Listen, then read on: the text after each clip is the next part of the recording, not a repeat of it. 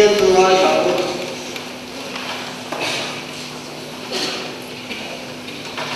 Joshua cũng xảy ra số mà trời in lan pha chuan Joshua này là thấu rồi để nó nghe các chế bộ của nên gì Israel hiện thiên là cái số là gì anh đi các chút chúng con tu ra tu sắp hết cả anh phải chỉ anh đi anh đi thiếu lười lo anh đi bộ cả anh là bộ cả anh bộ cả anh sẽ bộ cả anh cùng rồi gì là cái anh tục cái gì chú vàng nó lo cái tạo cái anh biết mà cái ngăn cái rồi lười lo anh thiếu ở đâu đi ta các bạn ấy ở đâu biết mà cái u mà anh chết đi thiếu lười lo anh chui gì anh ta anh chỉ có là không có cho mình in mê là nhé còn đón thổ lộ anh đi thổ là mình quỳ ao đi thì chiêu lên khóc mà rồi cái này mê là nằm tu cái ta thì chiêu lên lũ lão quay về và chia đi ôi theo theo hình gì là dân bị loạn chia ông là gì hình gì là ta bị loạn chia đi in lao cổ má rồi in mê mà thế in đẹp thì rồi bằng rong cũng sống chung giang sống là cái cái mà chia đi rồi khắp chân cái dù lại chia làm gì chia ra vào là nguy hiểm thọ là không có tất thì chia ra vào này chơi cho cả xoay đi tôi là chuyên cần đi thì lại khá cần chân cần chú lại cần đọc xía ra như là kết quả của bà con tài dù bà nên chỉ mà chết thì dù phải là em của mình em của mà bố chủ nào mà mình mỗi cả khi yêu mà bố duyên bố là chủ yêu mà mình bố lại này mà mà mình chúa lại mình chỉ không mà mình lại số phép ta cho những tổn cho cô lăng in đi sẽ ra nó cũng chỉ đủ đến em mà in xiêm số lại quan trọng kia nên có cả nó quan quan đi sống không lại không hallelujah Allah Allah cùng sáng đi xuống cùng xem mày Allah thôi là anh đi mìnhជួយxem nào thì không anh đâu quê các cô ở đâu quê thì là nó đầu tiên bài lòng thuộc gần để lần qua nó rồi mình chơi thôi đó giờ như này chỗ cái này cô rồi lần qua gắn rồi bài sốt bên nào lột bên này là một tơ gắn này chơi thì là tụi mình bảo thì là lần qua thay tụi nó xoay vấn đề chứ cái này số mình là một gì đấy amen giờ như này á thúc quý các đoàn thành chưa hoặc là nó bên mạch của khối là căn tính chưa thấu độ thì gì ạ thấu độ thì quên một khóc mày ạ bác thấu mấy đầu chứ nó vào như đi cắn người nhìn tua ra còn sau đó mình cái cắn tập xa trên tua ra và chiên ra mình tua thì chính mình chưa hey lo cũng xong và tôi lại yên mùi là tôi hỏi hôm tôi tập xếp là gì kìa em có hỏi yên này các mùi chịu cũng khám năm mùi chịu kìa sau đó bố về nó cũng học đây lấy xuân của khả năng chăn gặp cho chẳng chinh sọc buồn là các gì dù sau đó bố về nó cũng học cho xuân cần mùi là kìa đến các cây xuân và từ các cây và từ xuân có học có cần mùi là kìa gì thì nó có là chúng ta tất con quan trọng cái các kiểm tra đi và chiến đấu cán bộ nó cũng học đây chỉ sang cái chuyện cái ai là bao giờ quay một cái gì gì là bao hạt quân tổ sẽ thấu được các đầu quan tâm thà lại rồi có tôi để bao có cán gì quan trọng đấy cái mấy gì năm lâu càng tụi con sinh ra rồi đã chẳng phải chúng ta thắng thế em trở về gì hiểu cho những cái chăn gắn gì cho gắn thấu về rồi gắn hạt cơ tỏ con gắn thấu về rồi gắn thấu về rồi cho bác chiến thu đến đây nhiều rồi đấy này bài của là hiện đó là cái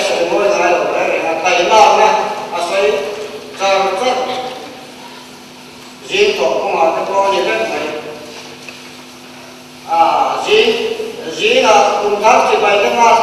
có hàng xem thôi là chú của cái hay là ai là không mấy biết thì là em đi cùng mấy thầy thực hiện cho khổ rồi thì chú cái mà như là tụi nào như cái thọ của nó đang làm này mũi hiểu thọ ở đâu nè mũi hiểu đeo cái chú thọ cái thọ là mũi hiểu đeo mà đi thọ thọ mũi hiểu đeo mấy gì mà thọ với gì với chúng phải thọ phải thọ lại về được cái gì ấy càng đi xa càng đi xa đó thằng ngô cô cái này càng xa đâu thằng ngô cô anh nhìn thấy mấy gì dù là để cán bộ chiến ra tại thì cho họ cần trang tu có khả năng kia các cần suy được của cái đó thì xuân kia các cần suy con chứ khác gì đó một chùa cái thay em đổ đấy này là chỉ là bà cô là chỉ trong cái con cờ té cái lỗ thì con sao sai ra cái mỏ mà đi nào dự nó không ăn vì nhưng mà quay một cái này chú bảo đi thấu rồi thì chú cần tan cùng mình cùng thân trong những cần ta thành thì sẽ là thấu của những cô sẽ có cái nào chả nghe dấu số cần chia là tham dấu số cao bộ vậy à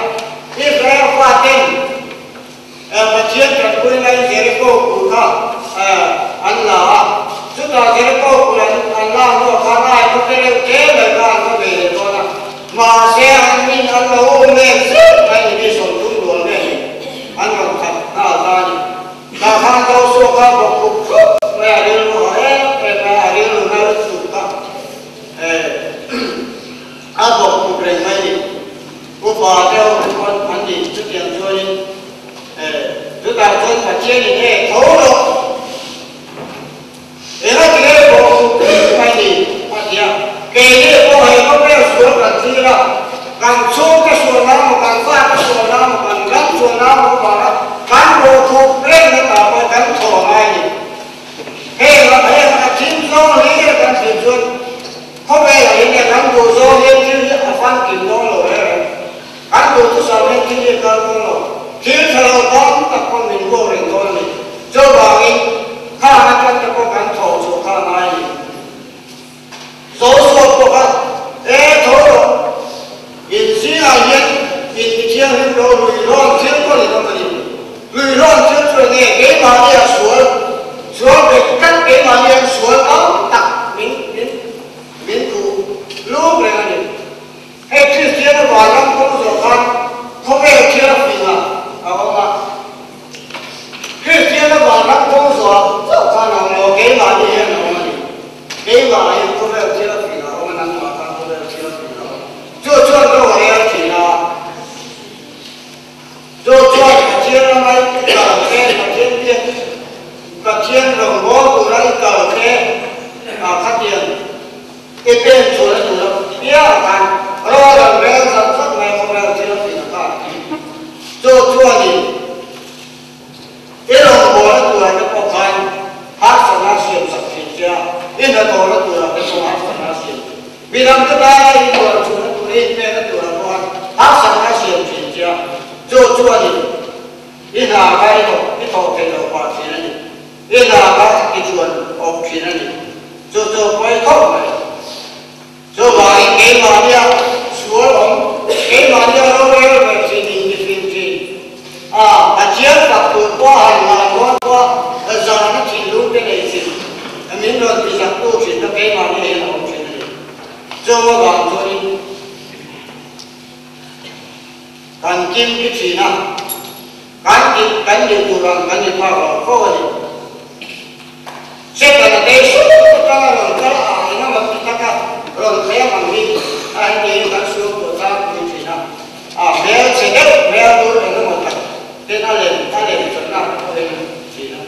và sẽ cái mà đi xuống ở em sẽ cần chuẩn đi xa là ta ra đến đâu nào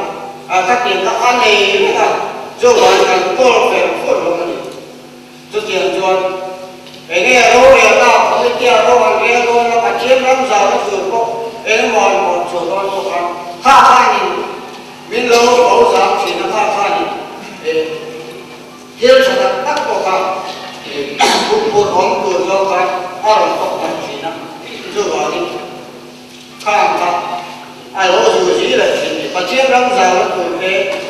và chiến đang thành lên giờ là từ từ một cái áo đi chùa học chuyện này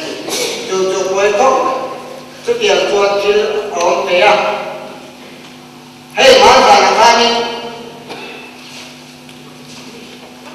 cô bà đã có ra cô làm gì nào liền sang cái này là cái này Korean làm Christian đấy anh chùa gì đấy anh trong trai là sẵn gì đấy anh thọ em gì đấy anh sẽ ngày nào cũng bây giờ các hiện tại cái gì cô hết vì nghe anh thành lên cái đầu của chúng em chỉ lên cái này anh thì cho đi chính cho tiền của anh thì là anh thì mấy xí là anh thấu đủ mấy một xí là cho tiền cho đi hàng này bên cái chùa đó là thế nào cô bên cái đó cũng là thế này anh trong trai sẵn xìa cái anh xoay gì à chồng đi cái anh trong trai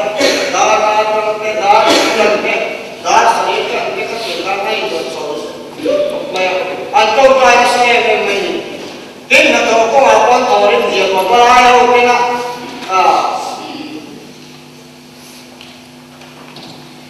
việc in việc mày cũng yêu việc ra mà nó có nghĩa là anh hàng sắp cái này được không tôi này muốn chọn tiếp sống tôi mới ASEAN sâu tăng cường gì đó mà tôi ba con rồi tôi tiền tôi đồ đó nó ra có in việc quyền định thế nào hay cái gì tôi có hiện anh biết đến tiền tôi hiện họ hiện ra là số đó đặt nó là cái gì là không và chiến của anh ra này thì biết đến trận tắc nó không để anh ơi cho em có mà cho em kia này đối đầu con mà suy sẵn các kỳ ôi em không đang mua gần một cái này về đó như tôi là vậy cái mà cái này cho cái gì cho mà số tiền cho em cho coi em bên này diễn trong cái không ta chút suy sẵn các kỳ biết đến chủ đi tiếng mấy cái luôn cái chuyện này em cho coi em bên này có đeo hậu cho thì cùng giòn cho em biết đến rằng các cơ mà cái này dân cùng xóm cho em mà sẽ sản các tiền tiền thì nó mới cần sản phẩm thế nhưng là chỉ được có cao thì lâu mà vừa về tàu là thì càng càng ngày của này xem trong tay là đi về ở trong quốc kinh này mình chính ăn trong cũng có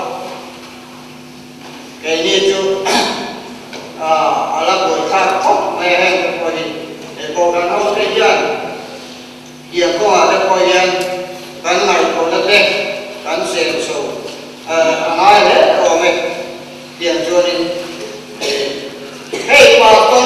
trên cả cho đi cho nên mai cái buồn sợi dây kan kalau mai sampai Cina kan ra mà yên kan ra Christian đấy Christian quay sinh rồi kan cho nên có quen gì Christian giá sống đẹp về cho Christian rồi kan gì tên gì trước tiên các con cho cái này của là xem tay là giá xong biết đôi gì giá xong mình các chú làm sao nào lần ba tháng trong mình ăn gì ấy thì sẽ càng soi chuyện hey làm gì sai tôi cái khác năm lần cũng xong là tôi mà coi làm gì sai tôi cái chuyện dấu số mẫu xe là vấn đề kai làm gì sai tôi cái mi xong và các bạn đi ra bạn nhìn quay xem mặc quá rồi gì đến ba sinh giờ thì ba sẽ là đến ba sinh cái tuần chỉ ba sinh làm cái ta quay sinh làm gì đó đến thì ba sinh làm cái ta rồi gì cái gì các chuyện càng ngắn chỉ xài tôi có hát sẽ làm gió hết là đi qua cái gì tôi có hiện ngày tôi tại là hát sẽ làm gió thì có bé khi luồng cái gì này cần răng chiết bạn nghe đi làm gió nếu thì cái sợi chắn này lấy xuân lấy ba chiếc thì nó ra hèn như thế là lòng đốn đi hèn Krista và những gì là lòng đốn thì giờ sau đây cái này tôi hỏi nó ai vì đang cái gì tu hàng thì con phải tu vì tập quán cái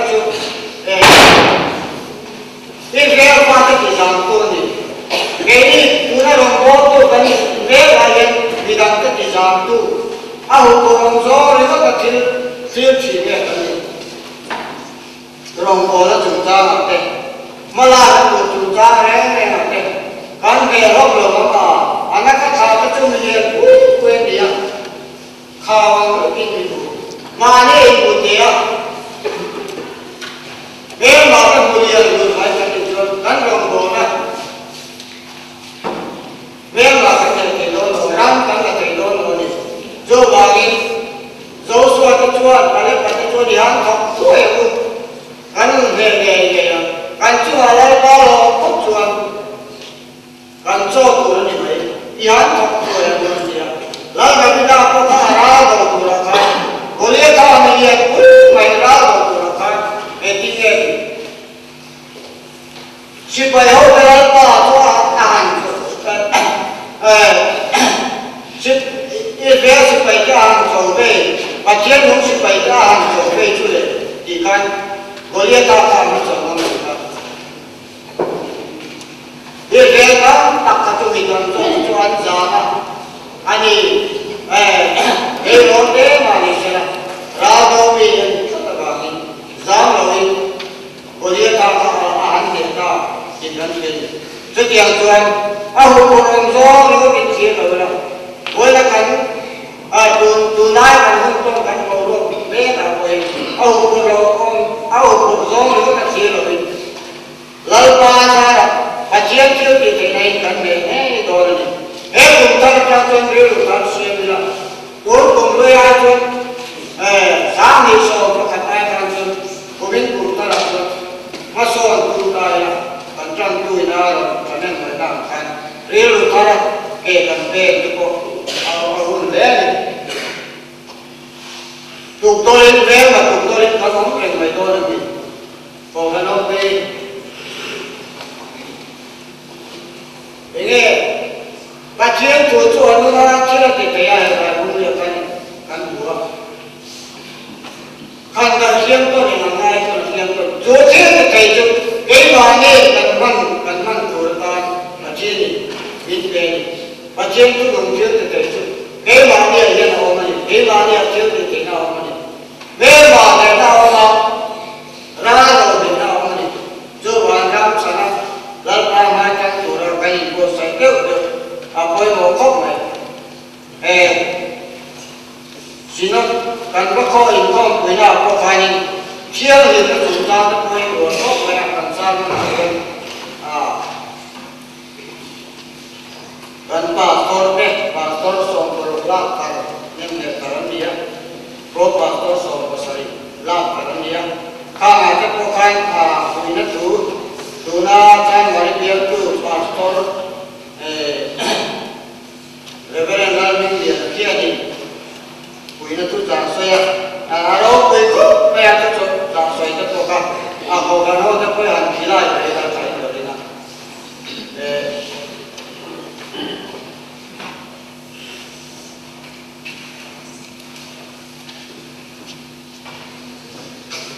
khang puina tu de ka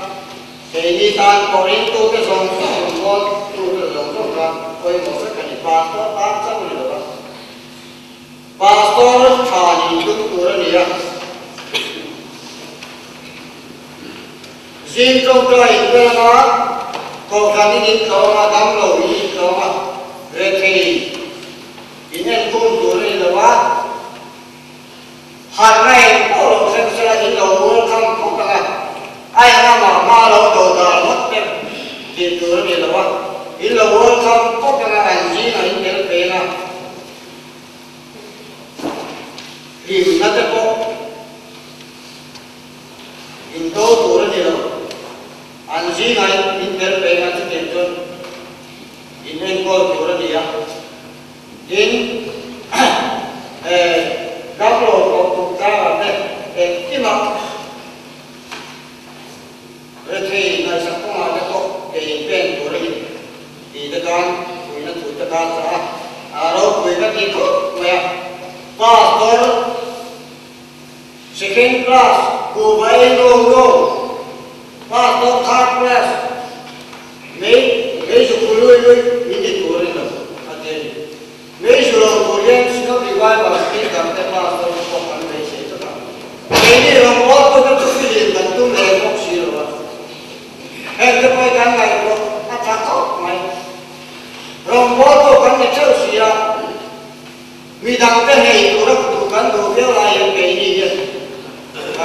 lệ không xí rồi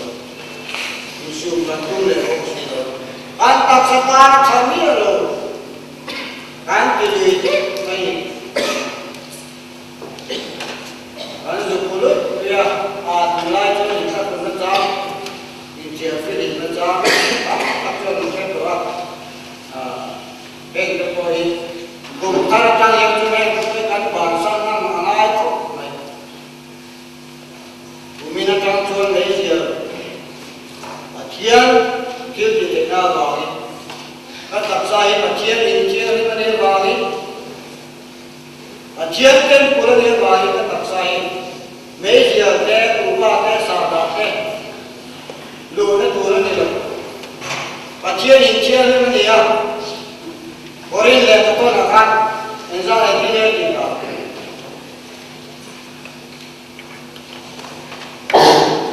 tập sa thiên thì nó chủ ra rồi đi tập sa cho thiên nó đi để thiên sẽ đó năm mà đi có mình nhìn sẽ lâu vì rồi ít thì có đầu cho thiên thì thì có đầu cho thiên thì có đầu thì cái tiền cho cái đi thế của hiện hết dùng về nguồn chúng ta là cái của hiện của mình là trong cho cái luật pháp cái gì mà hết anh tập ta nó chẳng biết ở đâu tôi rồi ông tập căn vào người hết rồi cần phía thì nó có cái cần về là coi nó tốt vậy cần là ba cần là con của em vui bình ta xoay đúng cái bộ pháp thế cần cho cái là ngay bỏ biết mấy cái mà thế chú ý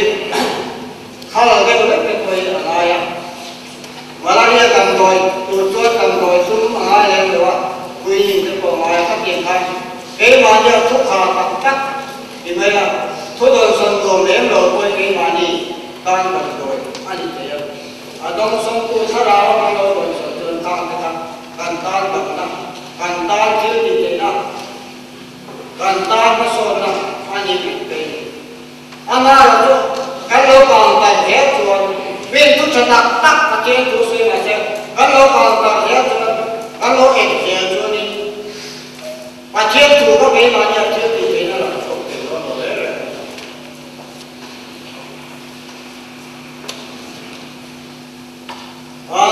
amen lỗ thì mấy rồi của nó thì lại cái lô con sống kiếm chỉ là xoay tôi đem một cái nào nó lóc gì là lại được cổ thực hiện tuần và thiên của phần nó ở yên cho nên người ta vào những phần áo không có thêm phần chút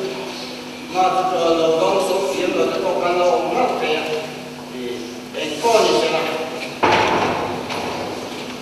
thu nê này thu nê phát triển qua đi thu không cái cổ căn áp thủ nó không không kìa thì trên của phần hậu phần địa vì nó hậu tập cái phần địa thì trên các chúng em đều là cái nên có ai cái của phần hậu này thì em có thì sẽ là thì phần là mà hiền cho nên nói là cái gì buồn sẽ chỉ ra cho nên nói là cái trong trai cái này thiếu gì thì cái này và thiên của mình vô là thiên ta sao thiên ta ăn phải rồi mà đi từ học cái rồi của mình ăn phải rồi chút rồi trên cặp cái cho đi sau đó đi trên cặp cái cho đi lâu qua kỳ thì cho đi ngay cái mà chúng mình cho thì ai cho đi ăn tiền ăn thì rồi cái này coi cái là coi một cái sự vai của nó gì nhưng mà lâu qua kỳ nhưng mà hiện nay tôi cũng rất là lấy xuân thì đẹp vai tôi là gì vai tôi là tôi cố rồi thì sẽ quay phương tắc ta cao mà học rồi thì sẽ phương tắc ta cao mà ngày mong chùa để chùa rồi thì đẹp học lên nó phía thì thế này thì luôn rồi thì đẹp thì con bố con bố đi là con là con thì thế học lên nó phía thì thế này thì luôn rồi đâm chiếm sẽ theo chiếm bạn thì nó chiếm thiếu nên hình lưu rồi thì là học thêm kia cái như này lưu rồi vì từ quay lỡ bà mà này là dân bạn sẽ đâu có nông độ sẽ có cái tốc này lỡ bà thành cái này nó vừa chơi này amata này về amata amaran ko amata này về aram ra pura mani tana sen khom chu da mai mo ver ko lalpa pachini aduni lalpa aduni lalpa nati nati ro ken duni dia lalpa kon kan do le ken sura ani ko se apoi me mai in nei Christmas te anan sen so ve pachian ko na sara in takin anan mang so ve le tu dia hey mana kali kan kini bisa kohan jirpek te so tak luang bola hey no pangol dan sobra dia kali ko kata tangan dia buat tekong be so dewa pani kan kata to ya no pang so pasari amat kali ko masa embe ai ko dulu so mana bangsan apa setelah panen kosong dia di panen cia tak tu nama ani tu tengah yang saya bol sini kan dia kan nombor tu kok kan nombor belum akan kok kan nombor kan siapa yang kan cek ini dia hey ini orang tu tu dia nak yang tu ni cái này ta có những loại không khí nào, anh biết cái chúng mình tất cả cái công việc có chân có sẵn cả cái biết đi điều anh lâu ta chỉ chơi quen luôn cái chuyện mình để chúng có thể quen, rồi câu tên là Christmas anh không thể hiện, cái chúng tôi là coi một phút mẹ, trở lại cái đó, hiện lại ta chỉ chơi cái gì, cái chúng tôi rong nó coi một kéo cái gì không bị đâm vì cái chuyện mà phải phòng cái gì đó vậy là nằm mà bây giờ tụi mình bây giờ làm một mối con mà cái con lá chỉ chơi thể sẽ lại biết là tên mà thì bây giờ tám khi nó sọt thì này nó này rong cũng sọt cả tuần tụi nó cái phần chia là có con thì nó biến thành nó có con rong cũng sọt cả tuần tụi con nhé Augustina, Hobela Tamsi, mấy chia thì vật công học tế, rồi công học tế Tamsi làm, được một chút, khác gì này khác thêm, anh này cái này khác nhiều lắm coi như được, khác gì là cho anh chia là cho rồi biến thành là gì, phát triển tu, anh sẽ làm đều đấy, chia là cho biến thành, khác gì có ta thằng có phải mi đi luôn anh này, phát triển mà nó sống đấy, đấy sẽ là dù hầu thì còn số ta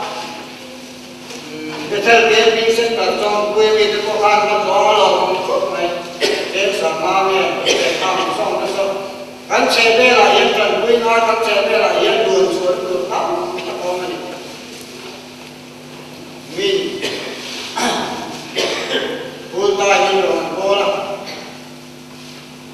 nên người nào vào những vật chiến thì nó vào những rồi cô đi anh vẫn để là gì ạ?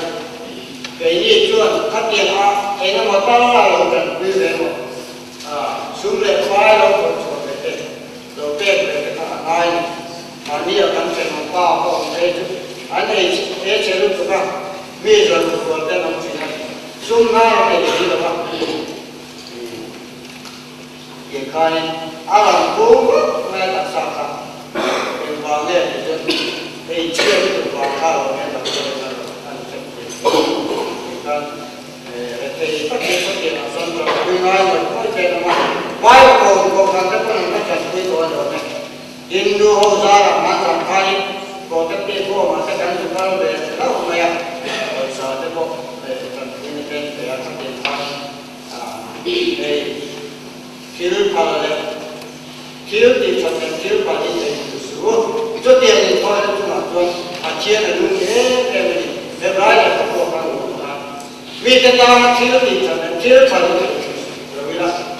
in thiếu thì chẳng cái ăn mua ngày qua và nó miền dối mất thì lấy số được tiền cả thiếu thì chẳng thiếu phần rồi là thiếu về mình về đó sẽ làm có về là cái anh gì không số tiền cho đi mà đi gì nào cũng có chúng ta chỉ phải có sự dùng cái chân cô cũng mang lại luôn quê chủ chứ phải không cùng kỳ đó nó như thế này rồi nấu bằng anh xem ra nấu bằng ông cô lâu xem thì thao để thuyết mà để của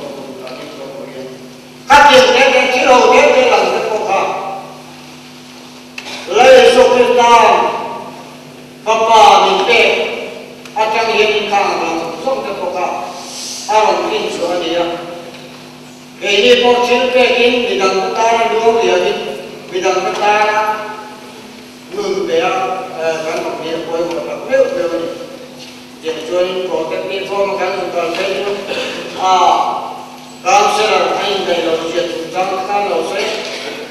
माँ जोई को भी सोली बना के लाइन पर के इन को पानी खान को कनें को लाई वाकिन ले लो हकी है इन को कहते हैं आधार का कोई अच्छा सोई अच्छा का अच्छा सोई लाइन को भी किया काम से sakti itu orang sesuatu tinggal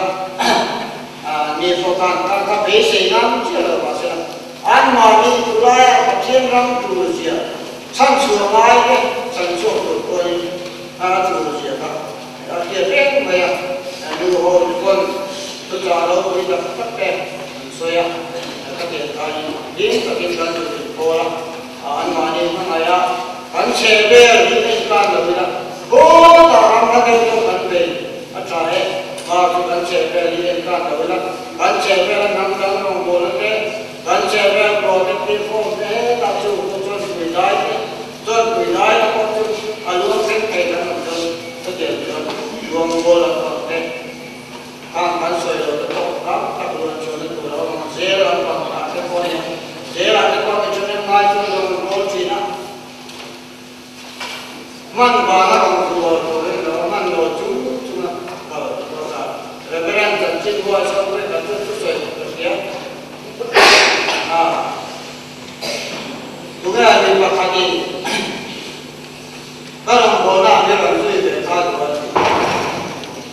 ni ran ko na hey ka man le la ka ni ni ran bona ka ro tu de ni ran man về với rồi man lâu nào cái lần duy đồ nhé các chị tham man và mi suy về hết này cái man lâu chúng cầu sanh đi thọ sanh đi là chúa thọ sanh đi rồng đồ ta mai chưa vào đi là đi số cái ta lâu cầu đi ngay thọ là nguy thọ là không thọ hey rồng cũng sống mà chúng ta cũng tham lan qua lâu cầu này chúa ati lấy số lâu cầu mai cái gì có ít học tuổi là ít học về là lần ba ta đi cái này là em cùng ta đi cùng mình cùng ra sao này lần ba ta là cái gì về ta cùng lối đi xe là trước tiên chuột cán chuột chuột là cái gì không là cán ngày chuột nó lâu chút độ đấy cán ngày chuột nó lâu luôn chút độ đấy thôi là thì thôi là chọn thôi là còn 사람은 또 왼쪽 통이나 드디어 간토 되는 우리 널바다나 간토리 되는 우리 널바나 드디어 간토